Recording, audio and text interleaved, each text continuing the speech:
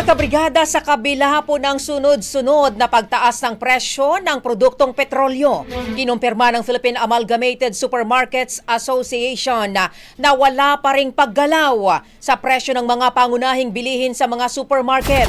Sa panayam ng Brigada News FM Manila kay PASA President Stephen Cua, ipinaliwanag nito na wala pang dahilan para magtaas ng presyo dahil ang karamihan sa mga produkto ay na-deliver bago pa man ang huling oil price hike.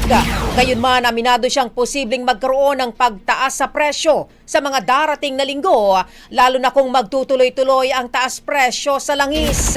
Dagdag pa ni Cua, karaniwan unang naaapektuhan ang presyo ng mga produkto na madalas na i-deliver tulad ng tinapay at bottled water dahil sa taas ng gastusin sa produksyon at logistics.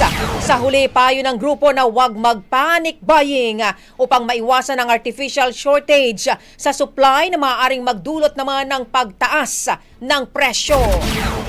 Abner, wala pang pagtaas, no? Wala ang pa. presyo sa mga supermarkets. Lalo na yung mga items na shelves namin delivered last week or earlier, no? So wala pang dahilan para magtaas ang presyo ang mga supermarket operators. Kada balita nationwide. Ang bahaging ito ay hatid sa atin ng Guard C Plus with Zinc Capsule. Always protektado ang kalusugan.